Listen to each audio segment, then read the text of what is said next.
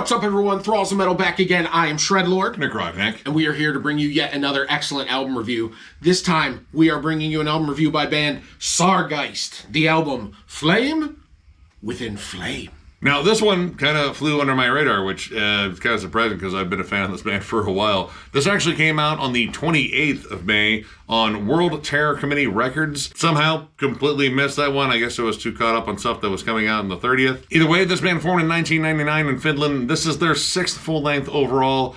I became a fan of this band with their, I believe, 3rd album, Let the Devil In. I recently actually got a copy of their 1st album, Satanic Black Devotion, covered in a collection update. And for those that don't know, this is straight up black metal. Like, I dare this to be more black metal. Like, this sounds fiercely second wave to the point where I thought this band was a lot older than they actually are. Like, you know, when I saw that their 1st album didn't come out until 2003, I was like, dude, this sounds like it came out like 1992. I have absolutely never heard of them before in my entire life, but damn it, we were going to give it a listen. The first thing I noticed right away is they, once again, did a great thing. We just did a review of the Vader EP, and it was no intro. It was right into it. So yes, praise the unholy one that we did not have to go through an introduction this time. An eternal dream beyond the accursed portent. Whatever that means, I don't know. But one thing was for sure. From the immediate moment this album hit my ears, the production felt very old and very classic. There was not a lot of cleanliness on here. It was very inside of a microwave. Yeah, I will go as far as to say that nothing about this album sounds modern. Like, this sounds like it was plucked, like, out of time in, like, 1993 and kind of recorded under, like, the same, you know, like, style circumstances. Like, this is fiercely lo-fi, very fuzzy, gainy guitars. The drums sound very muffled. The vocals are pretty raw. Honestly, there's not a lot of effects on them, like a little bit of like reverb. They're very ghoulish, very agonized at times. It's kind of thin and kind of tinny, like, you know, kind of like everything you'd expect from second wave black metal overall. Though, like, when it came down to melody in here, which melody is a big part of this album, and I would say, like, this band's sound overall, it's not necessarily like super evil sounding. Like towards the end of the album, like around like Rites of Ascension or Behold Our Temples Arise, it definitely gets like a little bit more sinister sounding, but a lot of this is very like woeful and mournful. Yeah, it's very dramatic and somber. It doesn't touch the evil portions of black metal very much, really at all. I would say the first 5 tracks on here really had a very similar somber feel with these big dramatic tremolo guitar riffs that just kind of repeated and carried themselves across the atmosphere. And that seemed to be a lot of that album was doing that exact same thing. Yes, I would say that this album is very minimalist, and I would even say like kind of like minimalist for this band. Like, this feels really stripped back. Because like, all right, Let the Devil In is, you know, very similar. It definitely has all the hallmarks of this sound, you know, the heavy tremolo harmonies and such. But it is a little bit more riffy, and at times you can feel it kind of like shift back and forth between something that is like a lament versus something that is a little bit more aggressive and snarly. This really kind of hangs on this like very somber, dreary vibe throughout. Like the tremolos themselves, which, I mean, honestly, in terms of like the guitar work in here, that's the bulk of it. Like, it is heavy on the tremolos and tremolo harmonies.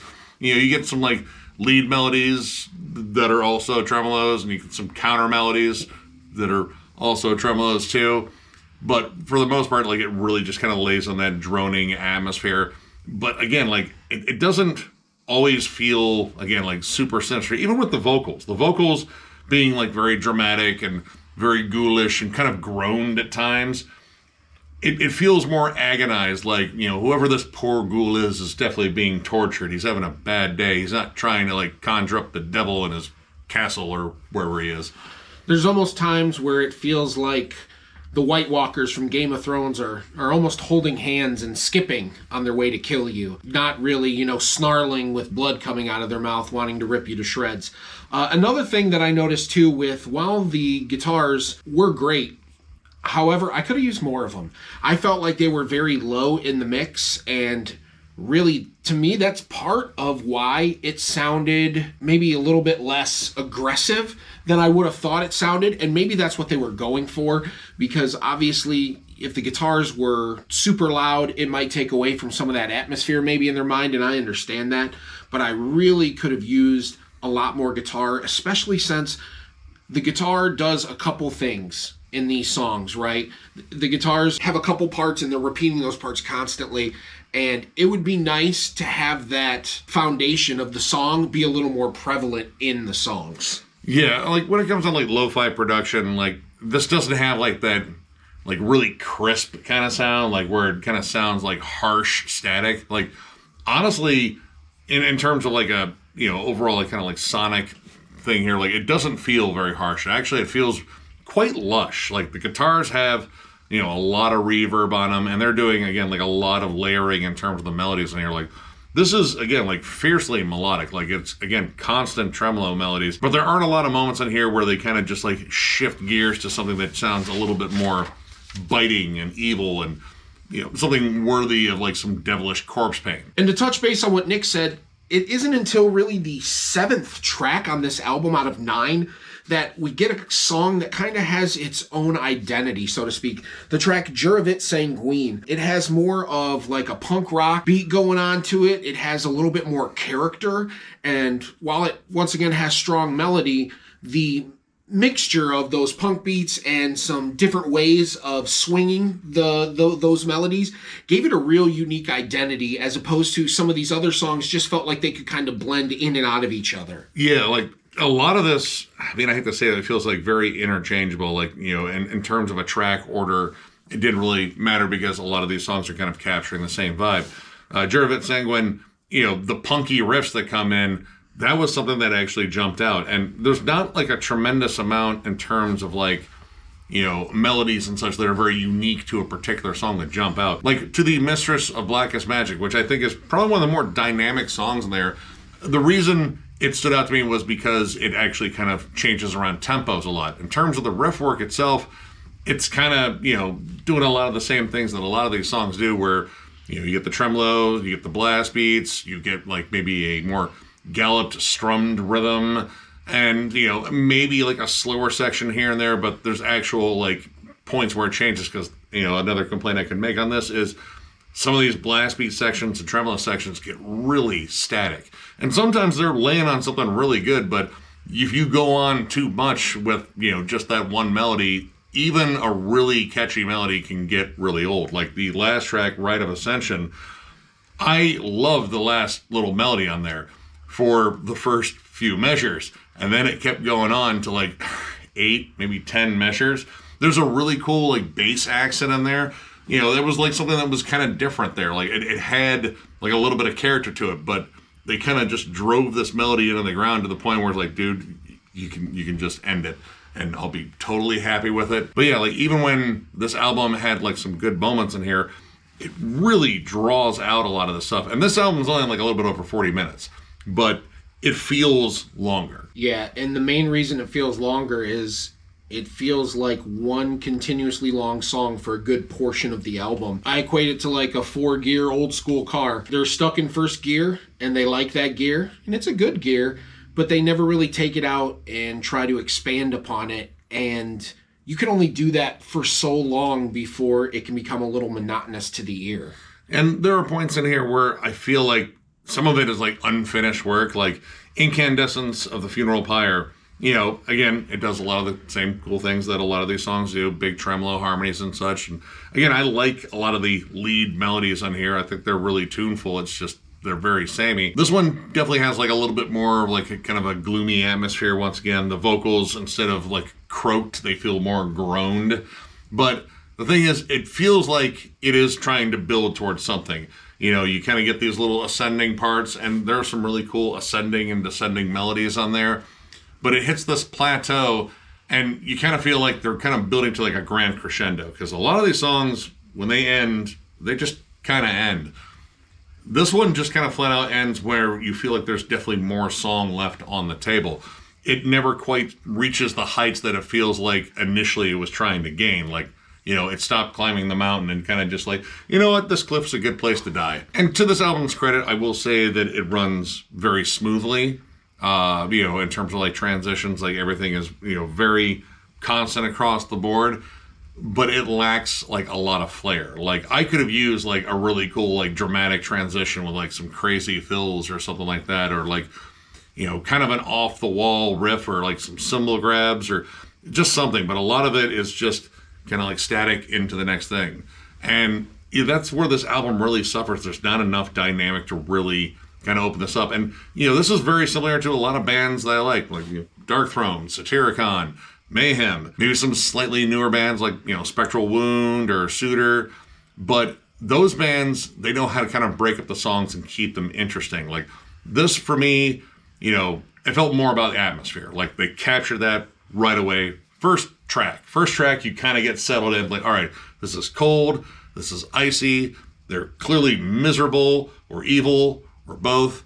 And it's not quite enough to carry the album, because once you kind of get past like the frostbitten atmosphere and you're done shivering, you're like, well, I've kind of acclimated. What else is there? And sadly, there's just not much on here that really jumps out. And also touching base on what Nick's saying, there's opportunities for mood changes and those things. They just never happen. Like, I recall listening to this album for the review and thinking to myself many times that with this riff or this particular progression, they're literally just one chord away from making it just sound evil as hell.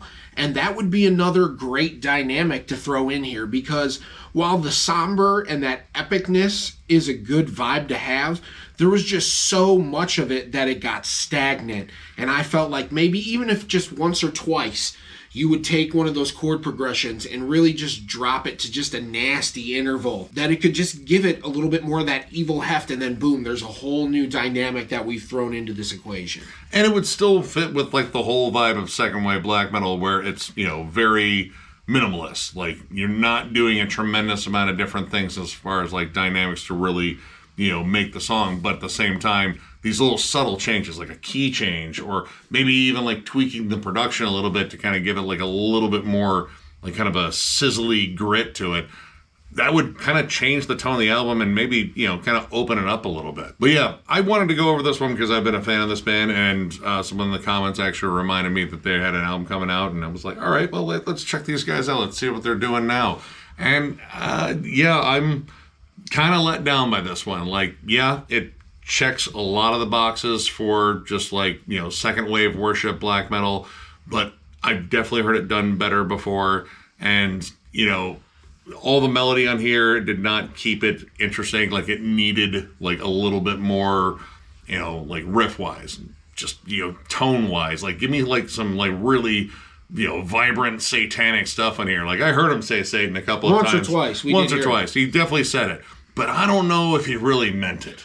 Like, I think they were too busy being, like, sad and ghoulish in the forest, and they just kind of forgot about their love of Satan for a little bit. All jokes aside, though, I did have some higher expectations for this, and I will say that this is a bit of a letdown, and I'm going to go ahead and give it 2.5 stars.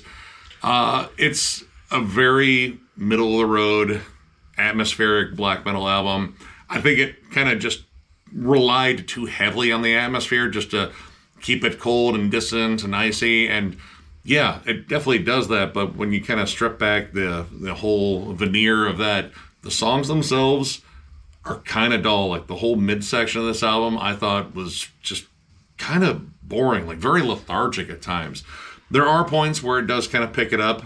I did like the last few tracks. I thought they kind of like mixed it up a little bit. You get some like punkier, snarlier sections, and there's some sections on here that sounded legit more evil. But yeah, the rest of it, I mean, it was just really kind of middle of the road, okay, second wave worship black metal. Still, I mean, if you're a big fan of Mayhem, Dark Throne, Satyricon, a lot of the usual suspects, check it out, give it a whirl. Well, this wasn't necessarily for me. Who knows? You might really dig it. I got to agree with Nick. I'm going to go with a 2.5. For me, the two things that stick out about this album are, number one, its repetitiveness. Its refusal to leave the dramatic and moodiness of the black metal vibe. Once again, it was kind of more like they were being tortured because they lost their goat versus they wanted to go grab a goat to sacrifice it to Satan. He's being awfully forward with that donkey. And the other thing that really sticks out to me was missed opportunities. I really felt like there were plenty of times in this album and moments in this album where if they would just inject a little something different, like some evilness or any kind of variety, really, I felt like it could have ascended the songs to keep them from just being kind of the same mid-tempo drab that they were. While it was done very well, there was nothing very memorable about it, and for those reasons, that's why I gave it a 2.5. So, if you enjoyed this review, give it a thumbs up, and if you're new to the channel, subscribe, because we do stuff like this all the time.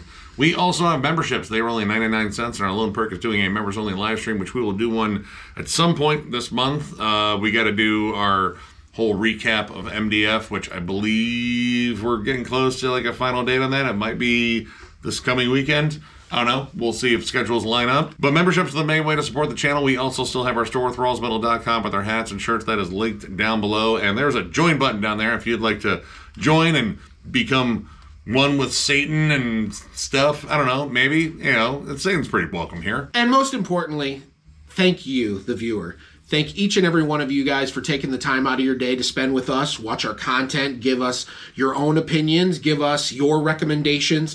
This has really been a community-driven thing from the get-go. Interaction with you is why we do this in the first place. So thank you so much for giving us the time of day and spending your time with a bunch of goofballs who love too many pop culture references and too many seedy jokes. Yeah. But, you guys absolutely rule. Tons of content coming your way. So one more big thank you because you guys are awesome, and we will catch you later.